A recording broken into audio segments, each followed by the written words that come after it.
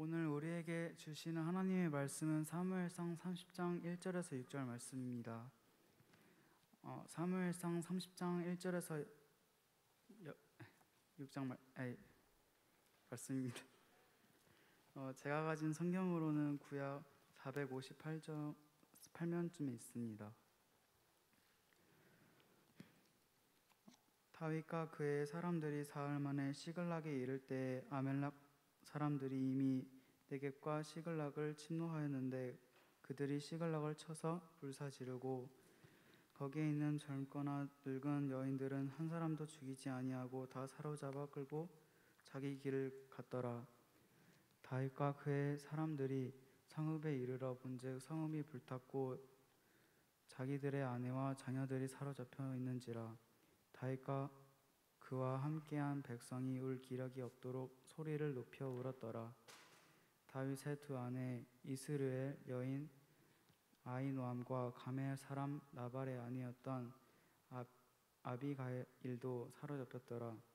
백성들이 자녀들 때문에 마음이 슬퍼서 다윗을 돌로 치자 하니 다윗이 크게 다급하였으나 그의 하나님 여호와를 힘입고 용기를 얻었더라. 아멘. 감사합니다. 할렐루야, 할렐루야. 옆에 분들과 인사해 보겠습니다. 오늘도 잘 오셨습니다. 오늘도 잘 오셨습니다. 하나님께서 여러분 한 분 한 분을 기뻐하시며 오늘 이 시간 우리의 예배를 하나님께서 기쁘게 받으실 줄 믿습니다. 오늘 기도해 주신 우리 이현주 팀장님 감사드리고요. 또 우리 성경 봉독해 주신 문성현 형제님 감사드립니다.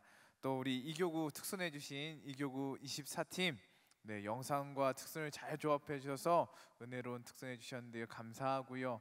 또 우리 34기 특순 여러분 느끼셨죠? 우리 34기 거의 최고 기수인데요. 물론 32기, 33기도 덜어 있겠지만 그 묵직한 고백을 하나님께서 기쁘게 받으시고 34기 나이답지 않은 그 발랄한 율동과 그 신나는 찬양 통해 하나님께서 함께 웃으신 줄 믿습니다. 감사드립니다. 또 우리 제대하신 우리 원치훈, 허찬 형제님 환영하고요. 우리 출국하시는 강준 자매님 하나님께서 그 길을 함께 하시길 기도합니다. 또 입국하신 김예랑 자매님 축하하고요. 잘 쉬시길 바라고, 또 우리 결혼하는 우리 윤영은 자매님과 김승원 형제님 그 가정에 하나님의 한량없는 복과 은혜가 있기를 간절히 소망합니다. 34기라서 아까 특순 했었죠, 그렇죠? 신나게 했는데요. 의미 있는 특순이었던 것 같습니다. 그 가는 길에 그 가정에 하나님의 넘치는 사랑과 복이 있기를 소망합니다. 또 우리 개업하는 김문주 자매님 잘 되길 바라고요. 오늘 처음 온 이유 자매님 맞죠? 환영하고요. 잘 오셨습니다. 오늘 또 우리 각 등반한 모든 형제 자매님들 팀에서 잘 적응하고 하나님의 풍성한 은혜와 사랑을 누리는 우리 모두가 되기를 바랍니다. 오늘 팀별 사진 촬영이 있어서 팀별로 열심히 준비했을 거예요, 그렇죠? 그래서 제가 최대한 말을 빠르게 해서 예배를 빨리 마치도록 애쓰도록 해보겠습니다. 오늘 설교 제목이요, 시험을 앞둔 그대들에게입니다. 여러분 다 시험 앞두고 계시죠? 그렇죠? 대학생들은 대부분 중간고사를 앞두고 있을 거고요. 그 중간고사인 것 치고는 오늘 참 많이 나왔습니다. 감사합니다. 하나님의 은혜가 있기를 바래요. 우리의 10대, 20대 인생의 많은 비중을 차지하는 것이 바로 시험일 것입니다. 그래서 오늘 이 시험에 대해서 우리가 이 시험을 어떻게 대할 것인가, 이 시험을 어떻게 치를 것인가에 대해 말씀을 좀 나누려고 합니다. 10대 때는요, 대입을 위해서 내신, 수능, 면접 같은 시험을 치르며 20대를 맞이하였을 것입니다. 대학교만 가면 끝날 줄 알았지만 그렇지 않죠. 중간고사, 기말고사, 자격증 시험, 토익, 토플, 탭스, 취업 준비를 위한 시험, 공무원 시험, 임용고시, 대학원 시험. 우리 20대 때도 시험이 끝날 줄 모릅니다. 난 시험에서 자유한 인생이다 한 명도 없겠죠? 그렇죠? 모두 다 시험 안에 있습니다. 시험의 결과가 중요하죠. 모두 중간고사 잘 보시길 바랍니다. 믿음이 없니? 중간고사 잘 보시기 바랍니다. 기말고사 잘 보시기 바랍니다. 공무원 시험도, 임용고시도, 경찰 시험도, 회계사 시험, CPA도, 약대 시험, 피트도요. 또 혹시나 수능을 준비하는 친구들, 혹시 수능 준비합니다? 살짝? 네, 수능 준비하는 친구들도 네, 좋은 결과가 있길 바라고요. 또 뭐가 있을까요? 편입 준비하는 친구들도 좋은 결과가 있기를 바랍니다. 그런데 이 결과보다, 우리가 좋은 결과를 바라지만 우리의 이 결과보다 더 중요한 것이 있습니다. 우리가 이 시험을 준비하는 이 과정을 어떻게 보낼 것인가 하는 것이 정말 중요합니다. 시험의 결과는 아무리 중요해도요, 이 시험의 결과가 나에게 미치는 영향은 내가 앞으로 하게 될 일 정도일 것입니다. 그렇죠? 어떤 시험을 보느냐에 따라 다르겠지만 이 시험이 나의 인생에 영향을 끼칠 수 있는 것은, 이 시험의 결과가 나의 인생에 영향을 끼칠 수 있는 것은 내가 앞으로 무슨 일을 할 것이냐 정도일 것입니다. 그러나 내가 이 시험의 과정을 어떻게 준비하며 이 시험의 과정들을 어떻게 통과하는지에 따라 우리의 인생 전체가, 우리의 평생의 인생이 달라지게 된다라는 것입니다. 제가 유튜브를 보다가 어쩌다 어른이라는 프로그램에 짤막하게 나온 프로그램을 잠깐 보았습니다. 그 프로그램에 누가 나왔냐면 뇌를 연구하는 뇌과학자 장동선 교수님이 나와서요, 이런 강의를 해주셨는데요, 재밌게 보았습니다. 이런 그림을 보여주시더라고요. 그림 한번 띄워주실래요? 여러분은 이 그림 보이시나요? 보이시죠, 그림? 네. 그림 처음 보신 분도 계실 건데, 이 프로그램 봤으면 말하지 마시고요. 이 그림 여러분 뭐로 보이십니까? 이상한 그림이죠? 누구 시켜볼까요? 34기 서정준 리더님, 네. 이 영상 보셨어요? 본 적 있어요? 에? 네. 뭘로 보이세요? 네, 옆에 있는 신하경 팀장님 본 적 있어요? 네, 뭘로 보이세요? 그냥 지도. 이 그림이 뭘까요? 제가 다음 테두리를 하나 보여드릴게요. 한번 다음 넘겨주세요. 뭐로 보이십니까? 소로 보이죠? 그렇죠? 소로 안 보이시는 분? 그러면 저를 한번 찾아와 주시기 바랍니다. 이게 소로 안 보인다, 조금 문제가 있을 수 있거든요. 이게 귀 위에 귀 달려 있고, 눈망울 있고, 앞에 콧망울 있고요, 그렇죠? 옆에 몸통 있고, 소로 보입니다. 다시 그 다음 페이지로 넘겨주세요. 지금 뭘로 보이세요? 소로 보인다. 이제는 소밖에 안 보이는 겁니다. 아까는 아까 그림이랑 달라진 게 하나도 없어요. 처음 그림이랑 마지막 본 그림은 똑같은데요, 중간에 그 테두리를 보고 우리가 이게 소구나 라고 생각하고 다시 지우고 봤더니 똑같은 정보였음에도 불구하고 아까는 아무 의미 없는, 아무것도 모르겠는 그림이었지만 두 번째 봤을 때는 소라는 그림으로 보였다는 것이죠. 아까는 아무 의미 없는 그림이었는데 한번 경험하고 나니까 이제는 소로만 보였다라는 것입니다.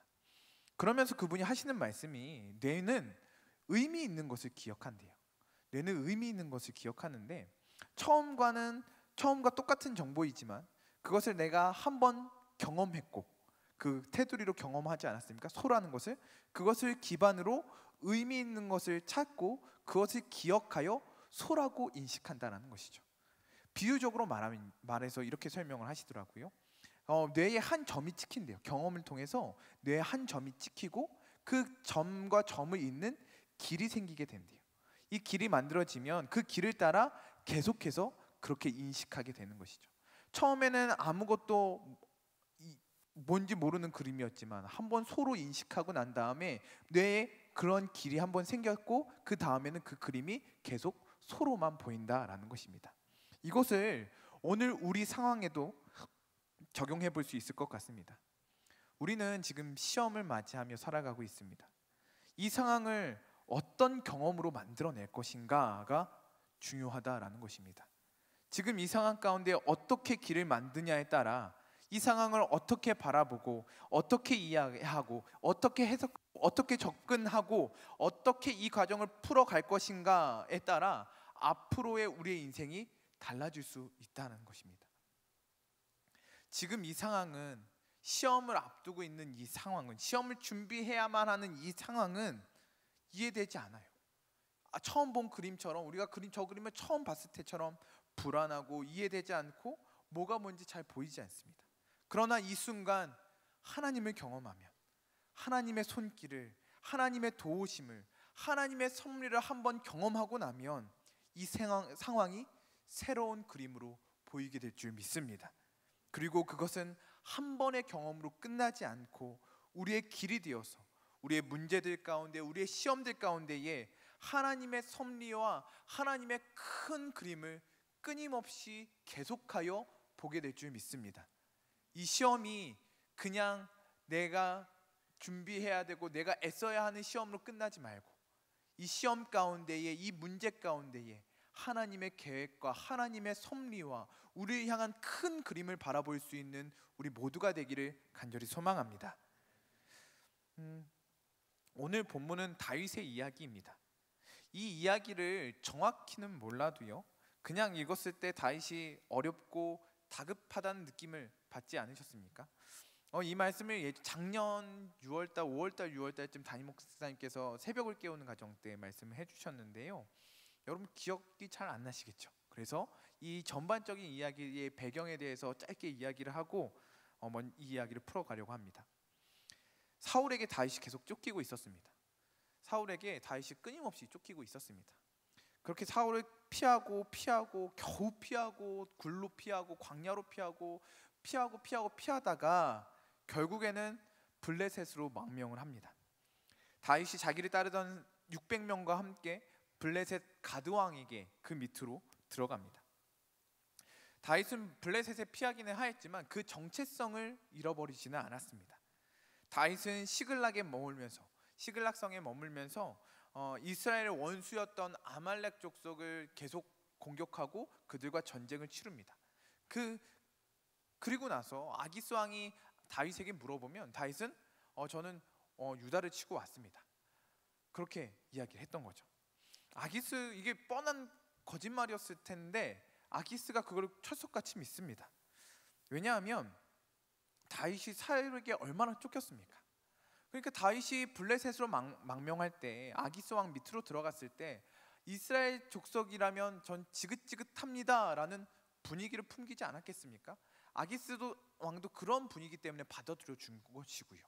그래서 그 다윗이 유다 사람들을 쳤습니다 라고 했을 때 이 아기스는 철석같이 믿고, 이제 이 다윗은 이스라엘 사람이 아니라 나의 사람이다 라고 확실히 믿었습니다.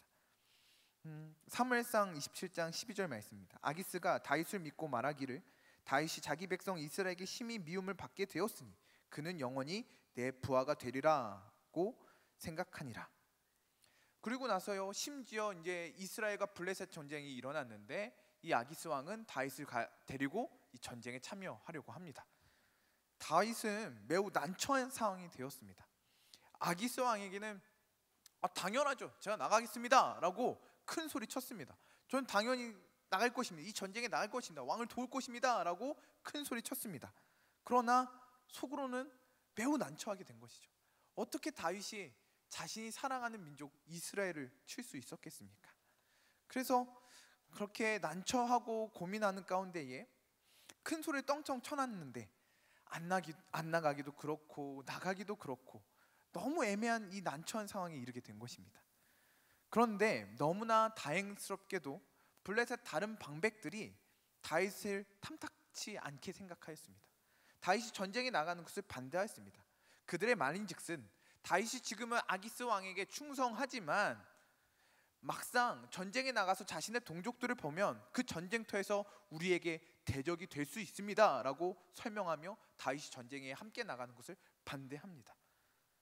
그래서 그 아기스 왕이 다윗에게 쩔쩔매며 진짜 미안하게 됐다. 난 너무 너랑 함께 전쟁에 나가고 싶은데 다른 방백들이 반대하니까 도저히 어쩔 수가 없다. 정말 미안하게 됐다라면서 다윗에게 쩔쩔매며 사과를 하였습니다.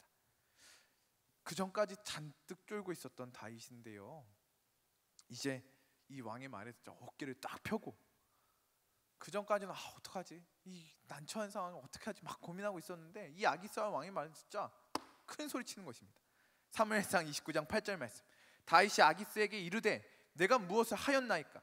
내가 당신 앞에 오늘까지 있는 동안에 당신이 종에게서 무엇을 보셨기에 내가 가서 내 주 왕의 원수와 싸우지 못하게 하시나이까 하니, 라고 아기스 왕이요, 제가 당신에게 얼마나 충성했는데요, 제가 얼마나 열심히 살았는데요, 어떻게 저를 믿어주시 못합니까? 라고 이렇게 큰 소리 치고 나서요, 그 다음날 아침 일찍 집으로 돌아갔습니다.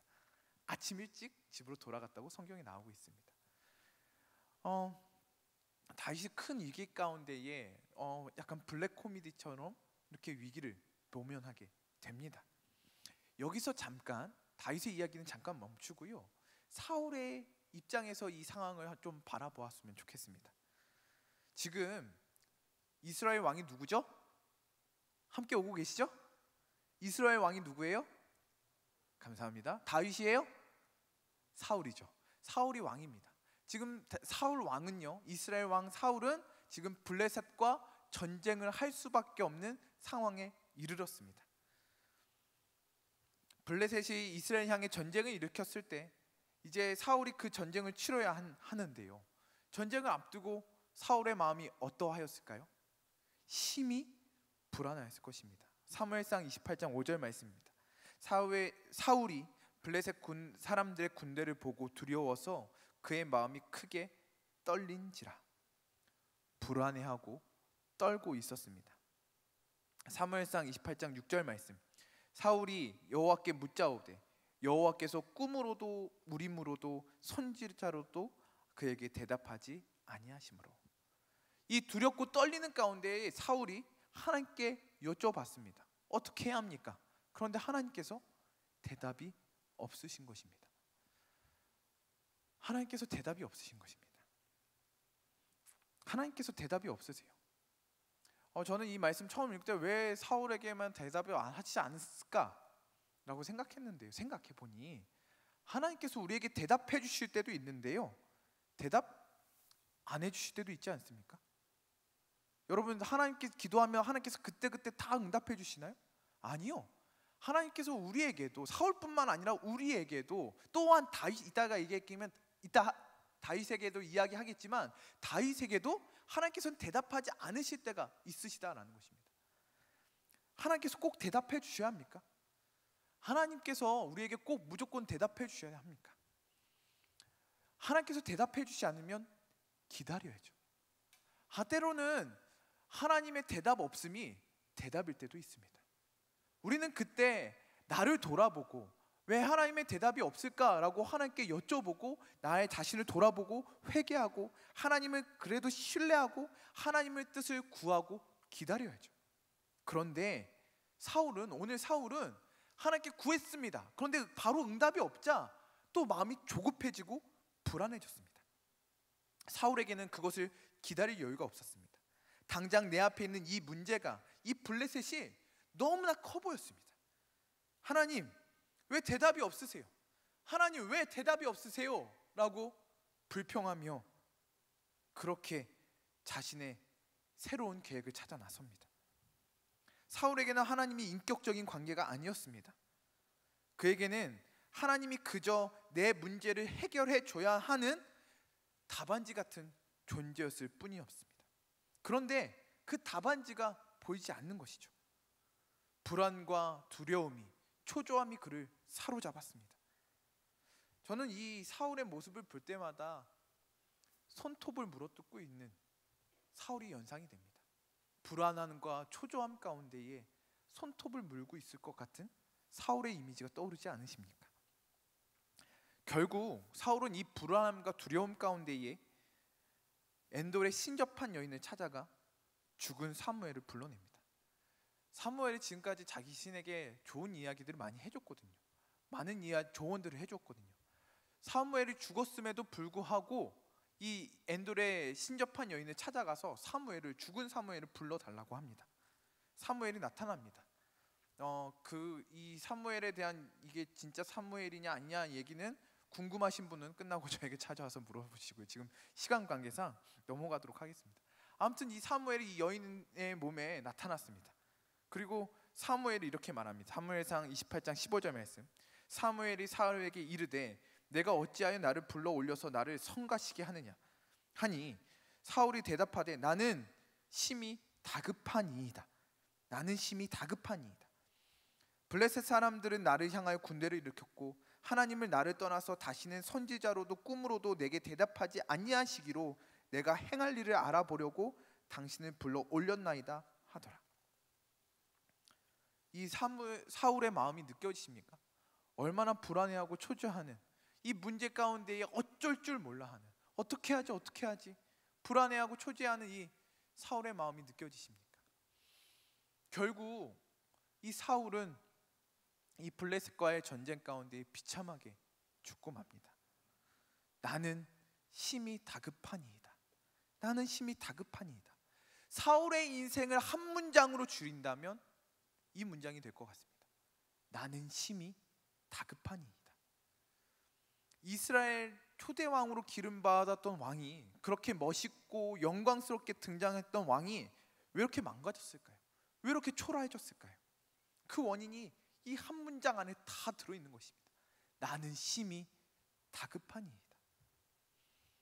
사울은 사실 지금만 다급했던 것이 아닙니다.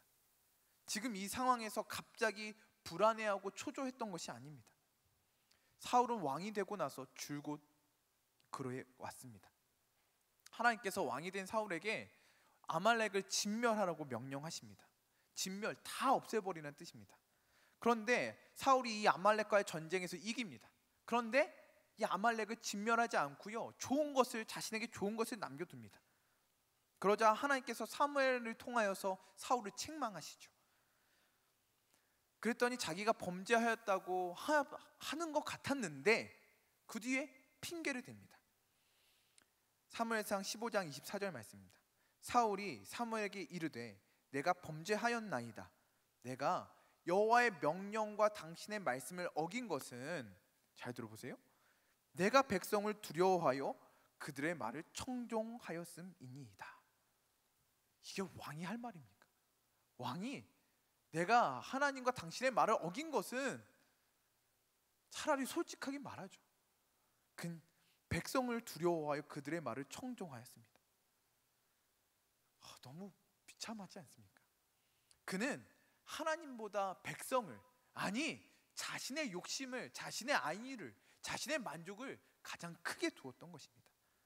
사무엘상 15장 30절 말씀이에요. 그 뒤에 말씀에 사울이 이르되 내가 범죄하였을지라도 이제 청하옵나니 내 백성의 장로들 앞과 이스라엘 앞에서 나를 높이사 나와 함께 돌아가서 내가 당신의 하나님 여호와께 경배하게 하소서 하더라. 말은 하나님을 경배하고 싶습니다, 하나님 예배하고 싶습니다 라고 얘기하는데 그 앞에 조건이 뭐예요? 무엇을 위해서라고 얘기해요?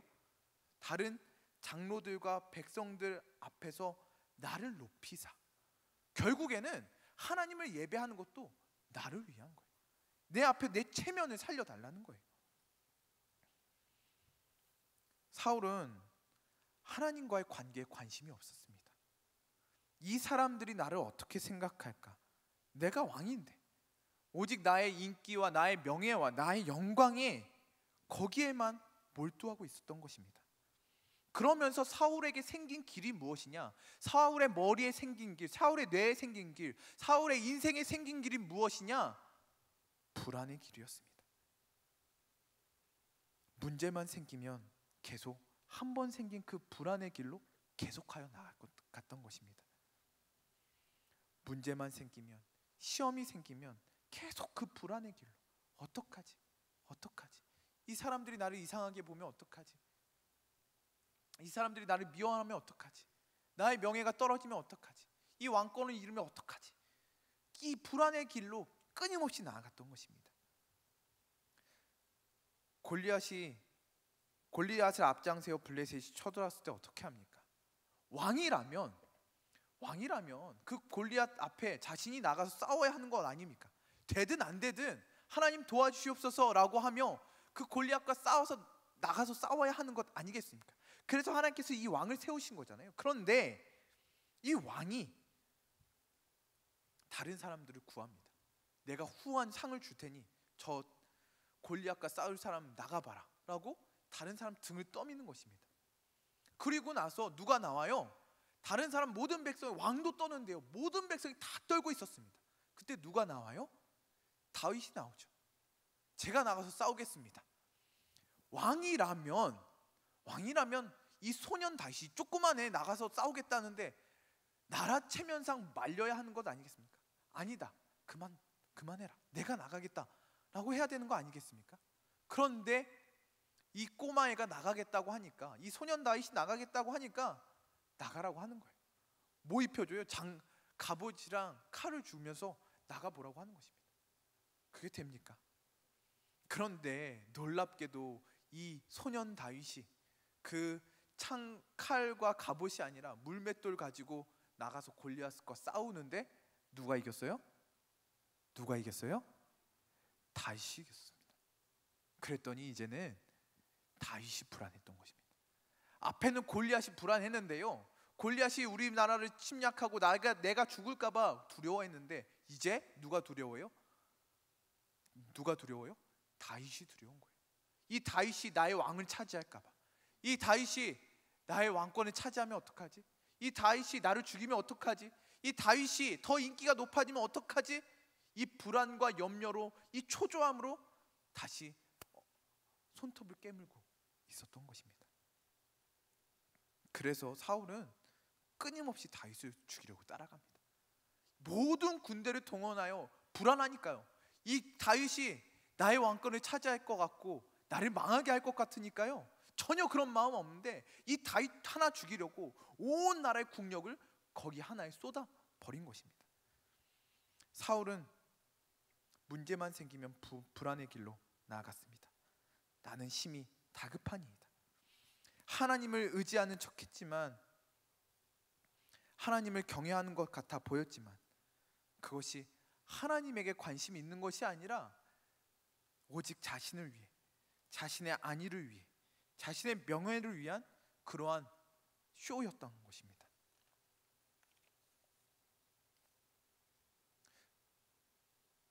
우리의 믿음을 한번 돌아보았으면 좋겠습니다. 이 사울을 바라보며 우리의 믿음을 한번 돌아보았으면 좋겠습니다. 시험을 준비하는 여러분의 마음은 어떠하십니까? 문제가 찾아올 때 그것을 대하는 여러분의 마음은 어떠하십니까? 사울같이 나는 심히 다급하니이다, 이러한 마음으로 두려움과 불안함과 초조함과 염려함으로 이 시간을 보내고 계시지는 않으십니까? 시험 준비해야 해서요, 오늘 예배 못 갈 것 같아요. 시험 준비해야 하니까 기도는, 말씀은, 예배는 조금 미뤄둘게요. 전 지금 시간이 너무 없거든요. 하나님 좋죠, 대학부 좋죠, 기도하는 건 너무 좋죠. 그런데 잠깐만요, 제가 이게 너무 급해요. 이게 너무 중요해요. 지금 이것이 나의 인생이 걸려있는 것 같아요. 지금 이것을 꼭 해야만 해요. 잠깐만 멈출게요. 시간에 쫓겨 이 시험이 나의 인생을 좌지우지할 것 같고, 이 시험을 잘 못 보면 망할 것 같은 두려움에, 불안에 떨며 초조함으로 이 시간을 보내고 계시지는 않으십니까? 믿음 생활 잘 하다가도요, 문제만 생기면, 중요한 시험이 찾아오면 나라는 자아가 튀어나오지는 않으십니까?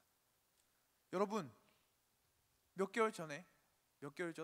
한 2달 전에요, 수련회 때 우리가 원주 수양관에서 그렇게 고백하지 않으셨습니까? 하나님만이 나의 주인이십니다. 하나님만이 나의 주인이십니다.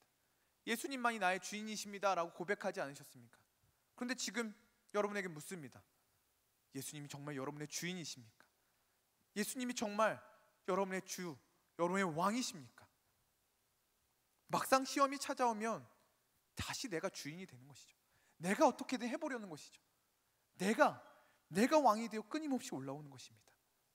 물론 물 한 모금 마실게요.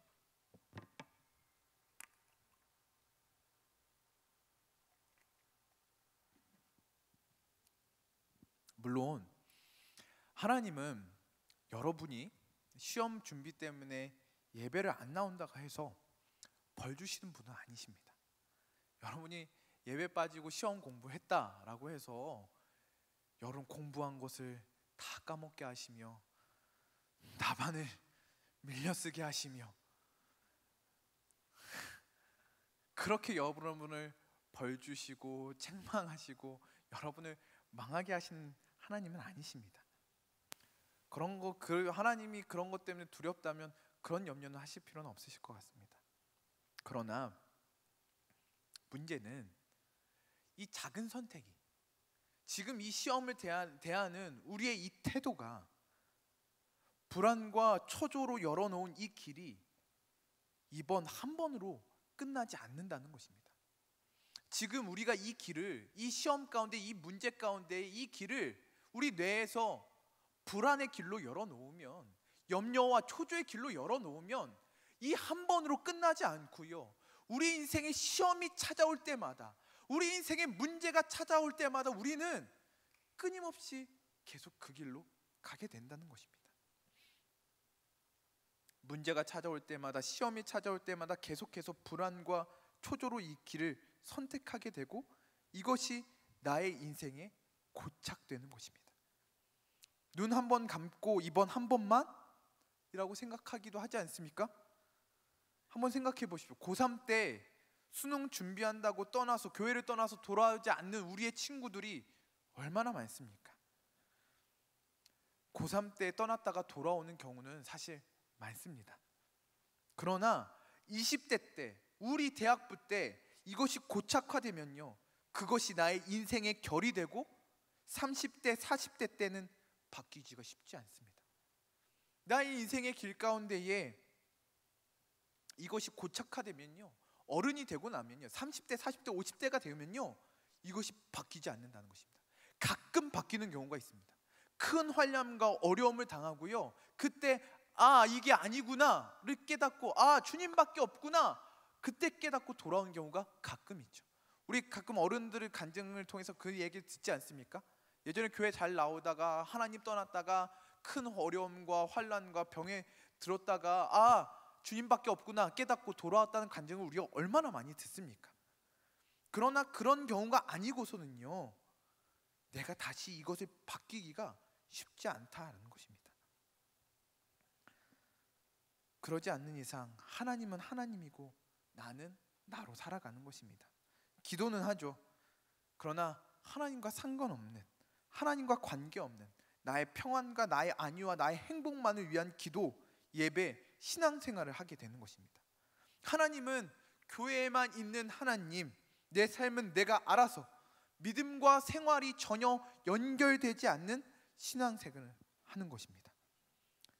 문제가 생길 때 기도하지만 그 응답을 기다릴 수 있는 여유가 없고, 그러면서 하나님은 내 기도에 응답하지 않는 것 같고, 내 방법, 내 생각, 내 계획으로 또 풀어가려고 아등바등하며 사는 그런 인생이 된다라는 것입니다. 그래서 지금 오늘 우리의 선택이, 20대 때 여러분의 선택이 중요한 것입니다. 너는 오늘 너의 길을 선택하라. 이번 9월 특별 새벽 집회 주제 아니었습니까? 여러분, 이 말씀을 여러분 마음에 깊게 새기길 바랍니다. 너는 오늘 너의 길을 선택하라. 여러분, 이 말씀은요, 우리에게 가장 중요한 말씀이에요. 어른들보다요, 우리에게 정말 중요한 말씀이에요. 어른들에게는 이 길을 이미 선택하신 분들이에요. 그러나 우리는 바뀔 수 있는 여지가 얼마든지 있습니다. 여러분, 오늘 여러분의 길을 선택하시기 바랍니다. 여러분은 어떻게 사시겠습니까? 무엇을 위해 사시겠습니까? 지금 시험 앞에 하는 이 결정이 우리 인생, 우리 신앙의 결을 만드는 것을 잘 기억하시기 바랍니다. 종종 우리 선배들이, 우리 한두 살 많은 형 누나들이 우리를 위한답시고 이런 말을 하는 경우가 있습니다. 균형을 잘 맞춰야 한다. 균형 중요하죠. 잘 맞춰야 합니다. 그런데 그 말의 함의는 이렇습니다. 그 선배들이 말하는 함의는, 균형을 잘 맞춰야 한다는 함의는 이렇습니다. 교회 일 너무 많이 하지 말고 너의 일을 위해, 너의 삶을 위해 더 투자해야 돼 라는 함의를 갖고 있다는 것입니다. 이 말은 우리를 불안하게 합니다. 내가 지금 신앙생활 열심히 하다가 나중에 취직도 안 되고 진로도 못 잡고 돈도 잘못 보고 결혼도 못하면 어떡하지? 라는 불안한 마음이 이 말을 들을 때에 우리 가운데 생겨나게 된다는 거죠. 이 말이 좋은 말 같지만 이 균형을 맞추려고 결국에는 하나님을 점점 떠나게 되는 것이 우리의 실상이라는 것입니다. 균형이 맞춰집니까? 5대5로 해야 합니까? 그럼 나는 몇으로 해야 합니까? 그리고 이 균형이 누구를 위한 균형입니까? 이 균형이 정말 하나님과 상관이 있는 균형입니까? 하나님을 위한 균형입니까? 아니요. 이 균형은 결국 나를 위한 균형 아니겠습니까? 이 균형을 잘 맞춰야 한다라는 말에 저는 오늘 여러분에게 이렇게 도전합니다. 여러분, 하나님께 100%를 드리시기 바랍니다. 교회에서도 하나님께 100%를 드리시기 바랍니다. 가정에서도 하나님께 100%를 드리시기 바랍니다. 공부도 하나님께 100%를 드리시기 바랍니다. 일도, 여러분의 앞날도, 여러분의 준비도, 여러분의 시험도 하나님께 100%를 드리시기 바랍니다. 예배는 빼앗길 수 없습니다. 교회에서 하나님께 최선을 다해 드리시기 바랍니다. 그리고 시험 준비, 공부 하나님께 최선을 다해 하시기 바랍니다.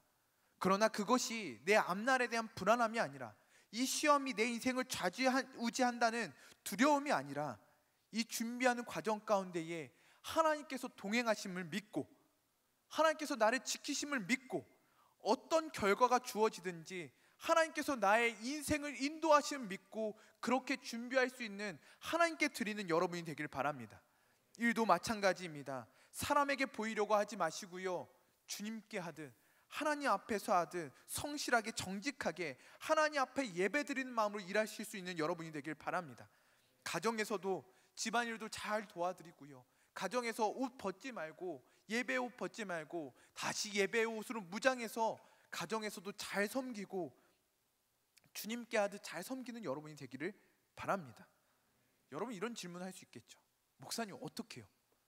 제 몸이 하나인데요, 제 몸 3개도 아니고 4개도 아니고 5개도 아니고 딱 한 몸인데요, 어떻게 이 교회에서도 100, 학교에서도 100, 직장에서도 100, 가정에서도 100, 이게 말이 됩니까, 목사님? 맞습니다. 말이 안 되는 말이죠. 그래서 우리는 기도해야 합니다. 힘이 붙이겠죠. 분명히 이렇게 살려고 할 때 분명한 한계를 느낄 것입니다. 오히려 세상 사람들보다 더 뒤처지는 나의 모습 가운데 실망하고 낙심할 때도 있을 것입니다. 그래서 우리는 기도해야 합니다. 그래서 하나님께 은혜를 구해야 합니다. 하나님 도와주세요. 하나님 도와주세요. 내 힘으로 안 됩니다. 하나님 도와주세요. 그러면 그때 하나님의 은혜를 경험하는 거예요. 내가 할 수 없는 부분을, 내 힘으로 도저히 닿지 않는 부분을 하나님께서 채워주십니다. 이것밖에 할 수 없는데, 나는 나의 한계 가운데 도저히 이것밖에 할 수 없는데 하나님께서 도와주시는 것입니다. 나의 가정 가운데, 가정에서 이것밖에 할 수 없는데 하나님께서 내가 할 수 없는 부분을 하나님의 은혜로 채워주시는 것입니다. 내가 학업 가운데 이것밖에 할 수 없는데 하나님께서 공부할 수 있는 힘과 지혜를 주시는 것입니다. 내가 직장 생활 가운데 이것밖에 할 수 없는데 하나님께서 한 가지 은혜로 채워주시는 것입니다. 가끔 어떤 팀장이 저한테 와서 그 얘기를 가끔 해요. 제가 공부하는 가운데에, 연구하는 것 가운데에 정말 이것밖에 할 수 없는데 신기해요. 하나님이 채워주세요. 하나님 만나게 해주세요. 하나님께 떠오르게 해주세요. 그렇게 살아야죠. 은혜로 살아야죠. 이것을 한번 경험하면요, 나의 인생에 은혜의 길이 뚫리는 것입니다. 이 하나님의 능력과 하나님의 은혜를 경험하면 나의 인생의 불안의 길과 초조의 길과 염려의 길이 아니라 은혜의 길이 뚫리는 줄 믿습니다. 하나님의 길, 하나님의 능력의 길이 뚫릴 줄 믿습니다. 다윗은 들판에서 양치던 때부터 이 은혜의 길을 뚫었습니다. 사무엘상 17장 37절 말씀, 또 다윗이 이르되 여호와께서 나를 사자의 발톱과 곰의 발톱에서 건져내셨은즉 나를 이 블레셋 사람의 손에서도 건져내시리이다. 다윗이 블레셋 골리앗 앞두고 한 고백입니다. 양칠 때 사자나 곰이 나타나면 자기가 물리쳤다는 것이죠. 어떻게? 하나님의 능력으로, 하나님의 도우심으로 그렇게 물리쳤다는 것입니다. 사자나 곰이 왔을 때 얼마나 다급했겠습니까? 얼마나 무서웠겠습니까? 그러나 그 다급한 순간 하나님의 은혜의 손길을 경험하였던 것입니다. 그리고 골리앗과 나와서 싸우죠. 다윗이라고 안 두려웠겠습니까? 얼마나 큰 장수였을 텐데요. 그러나 이미 은혜의 길이 뚫려 있으니까 그때 나를 사자와 곰에서 건져주신 하나님께서 지금도 도와주신다, 그 하나님이 보이는 거예요.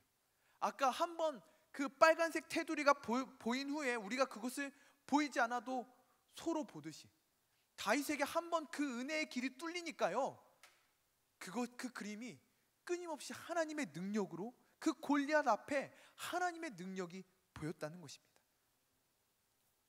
그 후에도 다윗은 수많은 환난과 어려움을 당합니다. 사울에게 쫓기죠.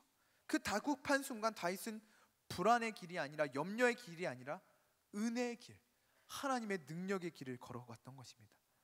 다윗은 다급한 순간 하나님께 기도하였습니다. 그리고 하나님을 기다렸습니다. 다윗에게 가장 중요한 것, 그것은 문제 해결이 아니라 바로 하나님이었습니다.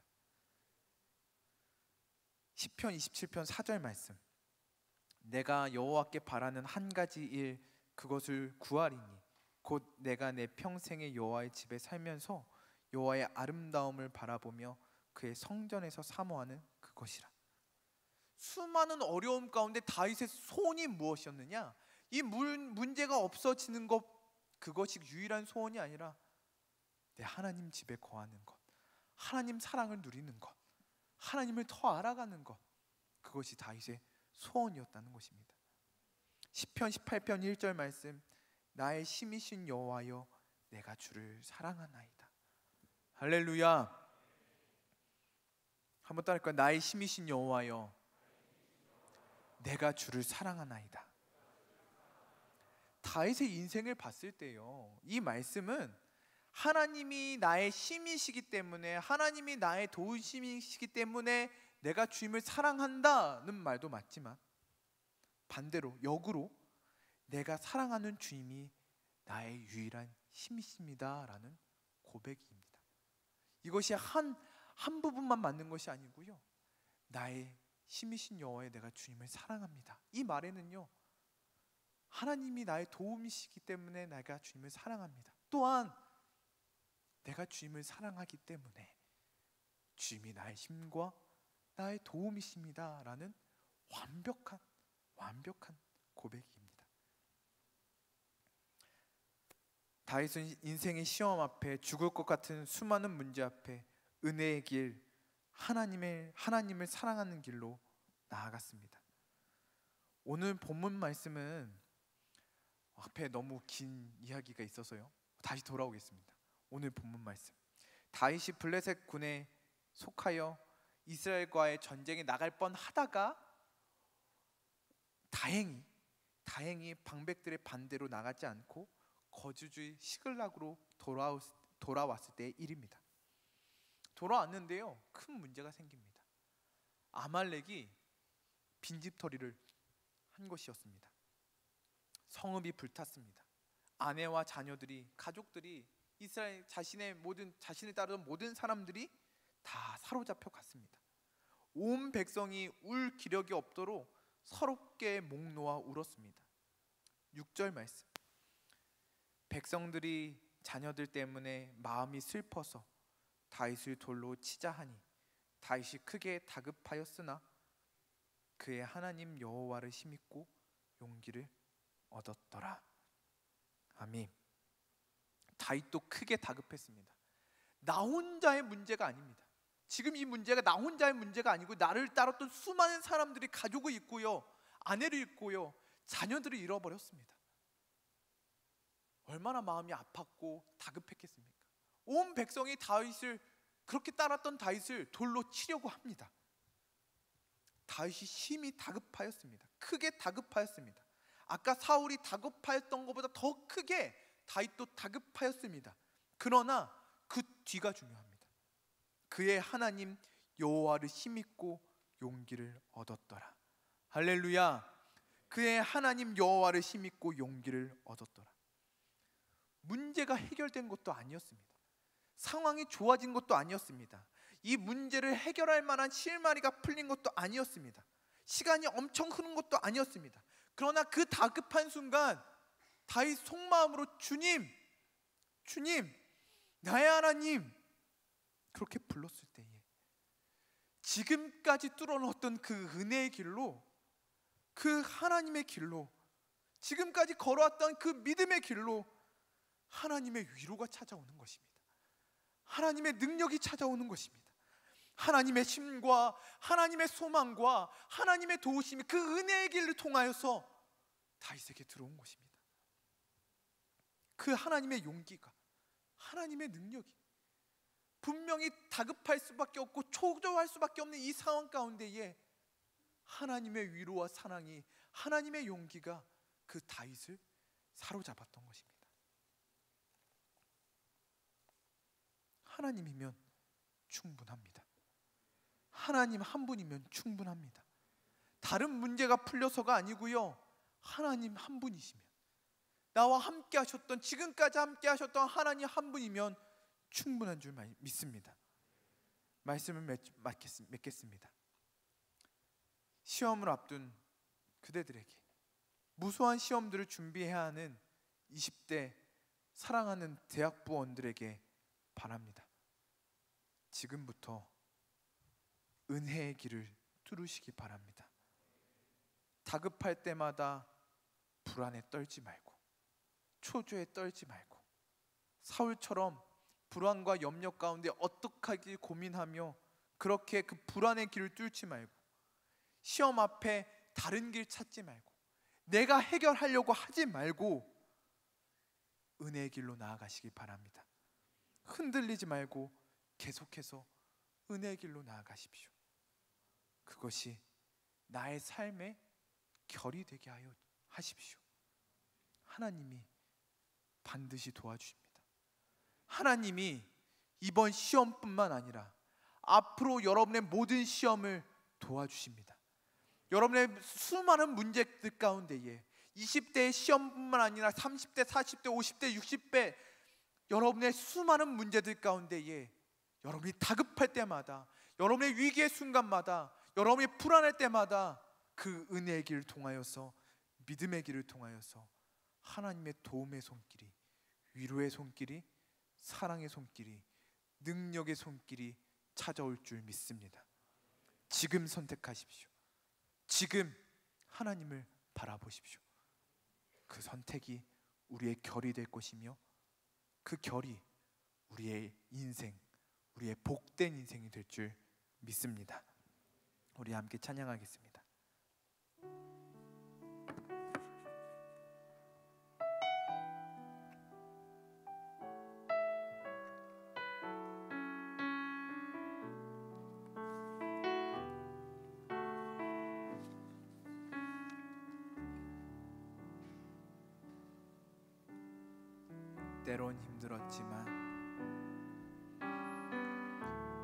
때론 힘들었지만 나의 정한 이 길을 후회하지 않아요.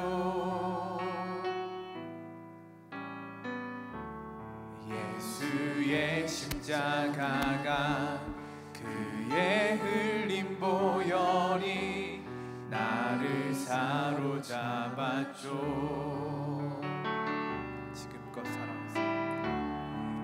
이제껏 살아온 삶 단 한 발자국도 혼자가 아니었죠.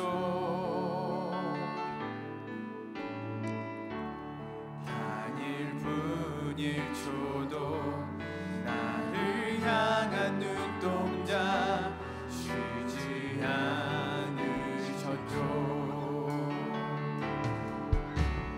손에 가진 건 없지만 쌓아보아도 없지만 주의 사랑으로 날 채우니 난 만족하네.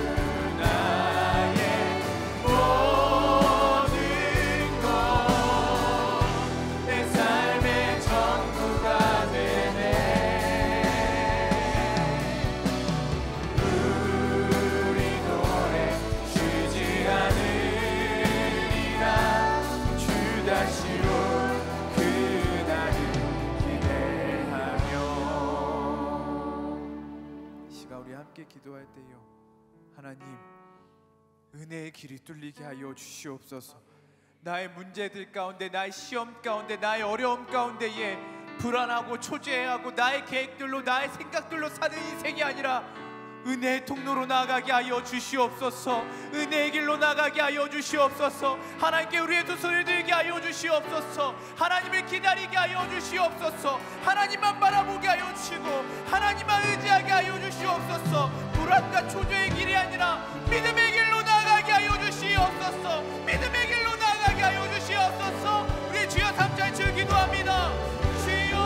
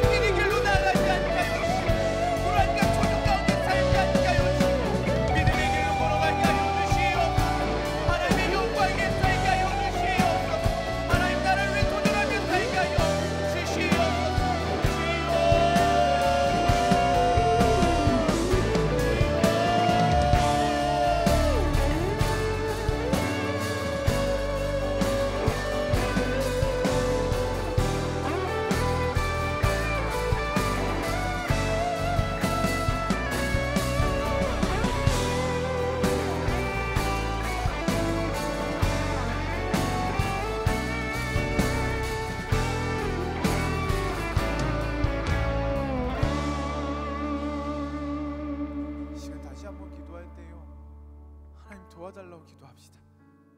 하나님 도와달라고 기도합시다. 이 시험 가운데, 이 문제 가운데에 하나님의 손을 경험하게 하여 주시옵소서. 하나님, 내 능력이 아니라, 나의 한계가 아니라, 내가 할 수 있는 것이 아니라 오직 주의 능력으로 경험하게 하여 주시옵소서. 하나님의 신실하심을 경험하게 하여 주시옵소서. 또한 이 시험의 결과와 이 문제의 결과에 내 인생이 매이지 않게 하여 주시고, 하나님, 나의 인생을 하나님께서 책임져 주심을 믿고 나가게 하여 주시옵소서. 우리 다시 한번 주여 한번 외쳐 기도합니다. 주여!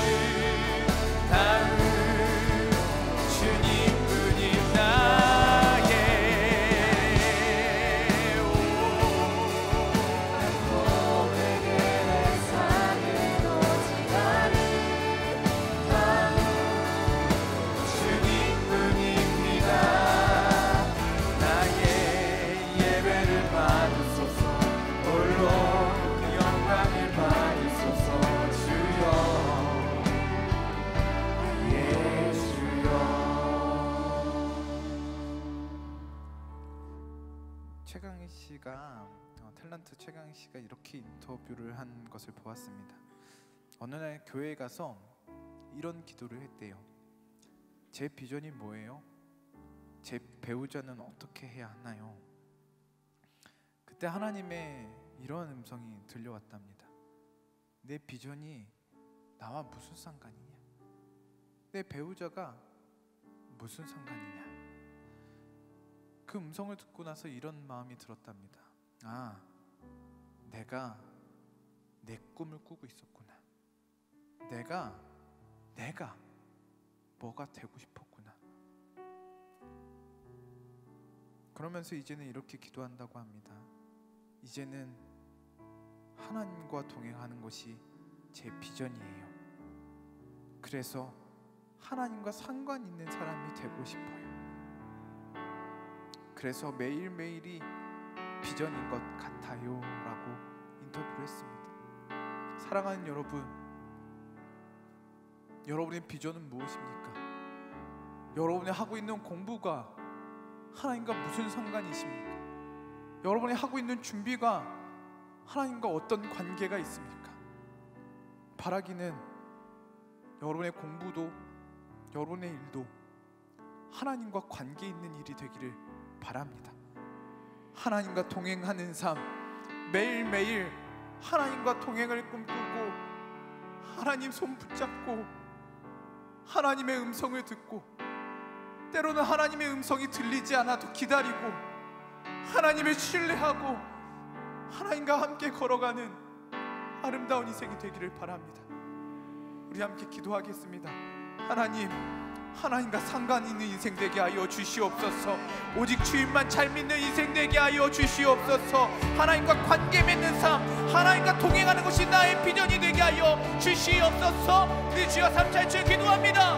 주여, 주여, 주여. 하나님 나의 삶이 하나님과 관계 맺는 인생 되게 하여 주시옵소서.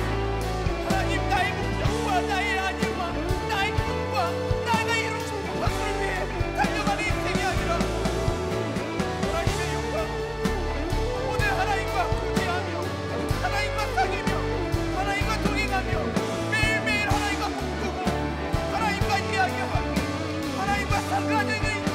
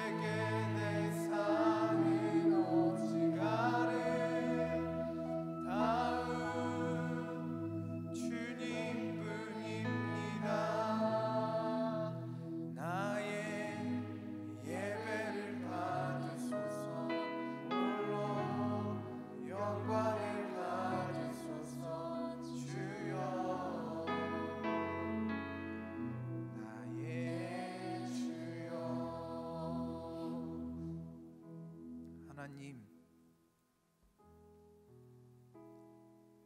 우리는 시험을 보고 살아가야 합니다. 수많은 문제 가운데에 다급할 때가 많고요. 초조해질 때가 많고요, 불안할 때가 많습니다. 이렇게 살다가 망하는 거 아닌가, 이렇게 예수님 믿다가 내 인생 망하면 어떡하나, 실패하면 어떡하나, 취직도 못하고 결혼도 못하면 어떡하나 불안할 때가 있습니다. 하나님, 그래도 이 시간 가운데에 은혜의 길로 나아가게 하여 주시옵소서. 불안의 길로 나아가지 말게 하여 주시고, 사울처럼 초조해서 내 방법으로 내 계획으로 사는 인생 되지 않게 해주시고, 은혜의 길로, 예배의 길로, 오직 한 길로 나아가게 하여 주시옵소서. 나를 향한 하나님의 큰 계획이 있을 줄 믿습니다. 나의 인생을 향한 분명한 하나님의 목적과 뜻이 있는 줄 믿습니다. 지금은 보이지 않지만 하나님을 바라보며 순종하며 그 길로 나아가게 하여 주시고, 나의 한계에 맞닥뜨릴 때마다, 나의 연약함을 맛볼 때마다 나에게 끊임없이 찾아오시는 그 하나님의 도우심과 그 하나님의 살피심과 하나님의 위로를 경험하며 살아가는 우리 모두가 되게 하여 주시옵소서. 하나님, 나의 소원은 주님과 동행하는 것입니다. 하나님, 우리의 꿈은 예수 그리스도이십니다. 하나님, 이거 놓치지 않게 하여 주시고 평생 예수님 잘 믿는 우리 인생 되게 하여 주시옵소서. 나의 예배를 받아 주시옵소서. 나의 삶을 받아 주시옵소서. 하나님, 도와주시옵소서. 주님만이 우리의 유일한 고백이십니다. 주님만이 우리의 유일한 길이십니다. 주님께 맡기오니 하나님, 나의 인생을 책임져 주시며 나의 공부 자리에서도, 시험의 자리에서도, 가정에서도, 일터에서도 죽게 하든 나의 100%를 하나님께 예배로 드리는 아름다운 인생, 복된 인생 되게 하여 주시옵소서. 하나님께서 우리를 통해 영광 받으실 줄 믿습니다. 20대 때 흔들리지 않게 하여 주시고, 우리의 삶의 결이 오직 주님이 되게 하여 주시옵소서. 주님을 의지하고 사랑하오며 우리를 사랑하시는, 우리의 길이 되어 주시는, 우리를 향해 큰 계획을 가지고 계시는 살아계신 예수 그리스도의 이름으로 기도드립니다. 아멘.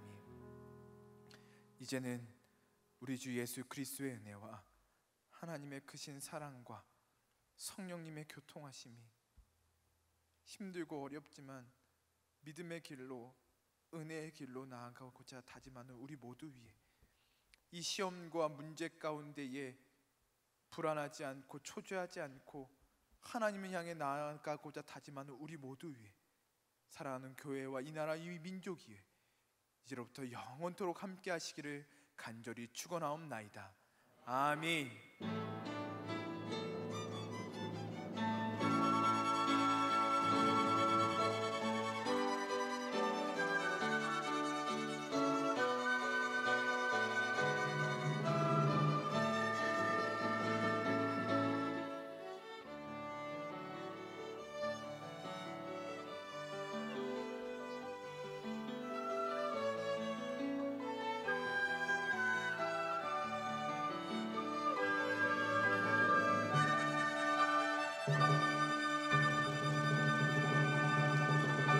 하나님께 영광의 박수 올려드립니다.